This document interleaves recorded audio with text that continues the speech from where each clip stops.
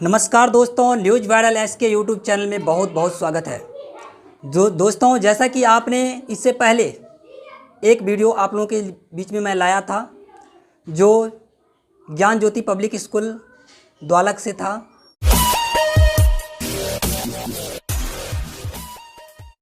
Facebook पर भी आपको मिल रहा है, ढेर सारा लाइक बटोर रहे हैं। दोस्तों, मैं बता देना चाहता हूं कि आज हम लोग दूसरे राउंड में चलेंगे। दूसरे दिन का प्रोग्राम फिर छात्रों के बीच में होने वाला है जीके क्विज। ठीक, यहाँ पर देख रहे हैं आप, हम लोग बच्चों को दो टोली में बांट दिए हैं, ग्रुप ए और ग्रुप बी।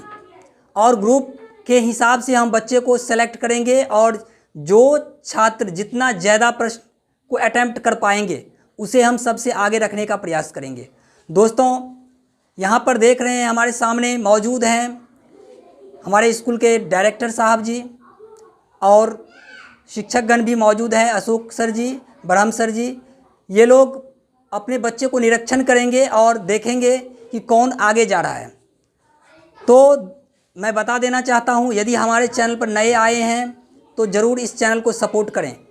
अपने समाज में जो छात्र हैं उसको भी आगे आने का मौका दीजिए, इसे आगे तक पहुँचाइए।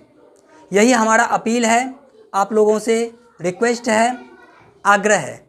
आशा है कि आप इन्हें आगे तक पहुंचाएंगे। यदि वीडियो में कुछ भी प्रॉब्लम हो, कुछ भी समस्याएं आए छात्रों से लेकर के या कुछ एडिटिंग में, तो हमें ज़रूर कमेंट करें, हम उसे सुधारने का प्रयास करेंगे। वैसे ये जीके क्विज का प्रतियोगिता आप लोगों के बीच में रखा गया है। तो सबसे पहले मैं बता देना चाहता हूँ कि यहाँ पर ग्रुप ए में जो छात्र हैं वो इस प्रकार है: अभिषेक कुमार, सिकंदर कुमार, प्रभाष कुमार, अभिषेक कुमार, कृष्ण कुमार और देवेंद्र कुमार, पप्पू कुमार।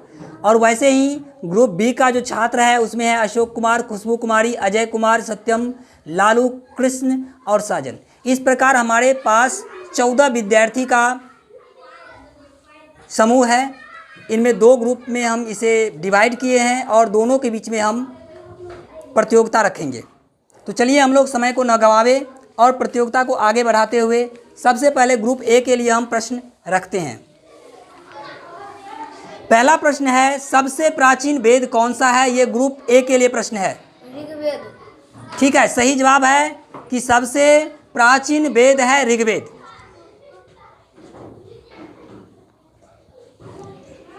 ठीक है, अब इधर देख लिए हैं, ग्रुप ए से जवाब आया है और सही जवाब आया है। तो फिर मौका मिल रहा है ग्रुप ए के लिए कि वेदों की रचना किस नदी के किनारे हुई? वेदों की रचना किस नदी के किनारे हुई है? ये जवाब देंगे ग्रुप ए वाले। ग्रुप ए वाले जवाब देंगे वेदों की रचना किस नदी पर हुई।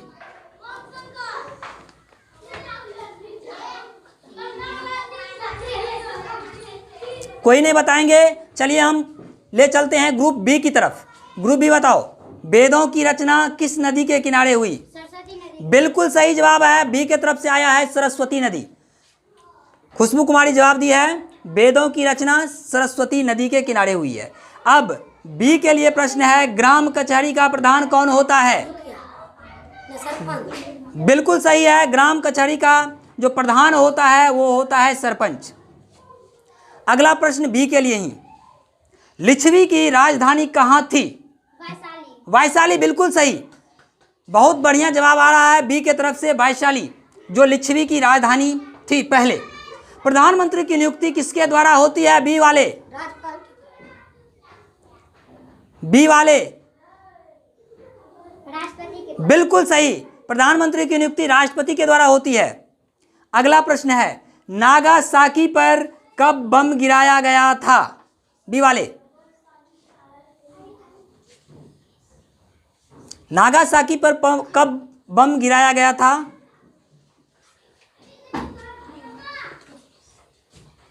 चलिए, 9 अगस्त 1945 बिल्कुल सही जवाब है, 9 अगस्त 1945 को नागासाकी पर बम गिराया गया था। तो चलिए हम लोग चलते हैं फिर बी के तरफ ही, क्योंकि बी जवाब देने में माहिर है, जवाब देता जा रहा है, तो हम बी के तरफ ही चल रहे हैं अभी। नागासाकी किस देश में है? नागासाकी किस देश में है? बिल्कुल 100% सही है। नागासाकी जापान में है, बिल्कुल सही है। ठीक, अगला प्रश्न है, ओटावा किसकी राजधानी है? बी के लिए कनाडा।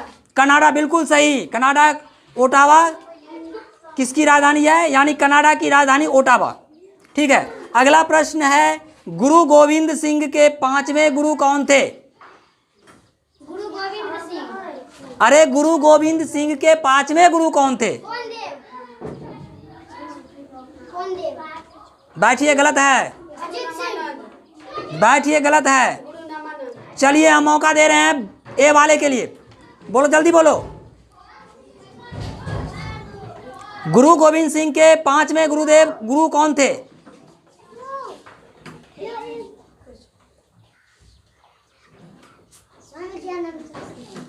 गलत। जिसको बोलना है खुद बोलो, क्योंकि वहां पर काउंटिंग होगा।